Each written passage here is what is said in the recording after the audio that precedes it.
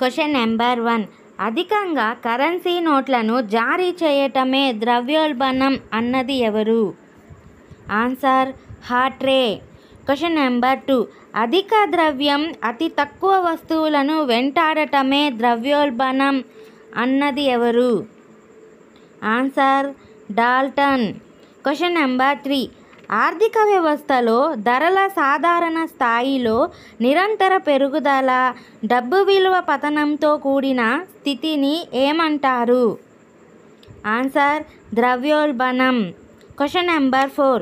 ద్రవ్యోల్బణం స్థితిలో ద్రవ్య విలువ తగ్గి ధరలు పెరుగుతాయి అని మొదటిసారిగా సూత్రీకరించినది ఎవరు? Answer professor క్రౌథర్. Question number 5. భారతదేశంలో ద్రవ్యోల్బణాన్ని దేని ఆధారంగా గణిస్తున్నారు? ఆన్సర్ టోకు ధరల సూచిక ఆధారంగా. Question number 6. అంతర్జాతీయ స్థాయిలో దేని ఆధారంగా ద్రవ్యోల్బణాన్ని లెక్క కడతారు? ఆన్సర్ వినియోగ ధరల సూచిక ఆధారంగా. Question number 7. ఎన్ని వస్తువుల సగటు టోకు ధరల ఆధారంగా ద్రవ్యోల్బణంను లెక్కిస్తారు? ఆన్సర్ ప్రాథమిక, ఉత్పత్తి, ఇంధన, శక్తి రంగాలకు చెందిన 697 వస్తువుల ఆధారంగా. Question number 8.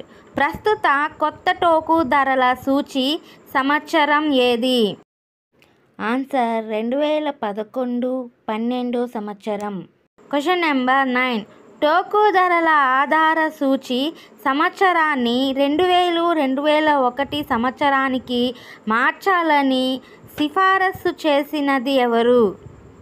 Answer Abhijit Sen Gupta నేతృత్వంలోని వర్కింగ్ గ్రూప్. Question number 10. నిరుద్యోగితకు దారి తీయకుండా ధరలను తగ్గించే ప్రక్రియను ఏమంటారు? ఆన్సర్ డిజిన్ఫ్లేషన్.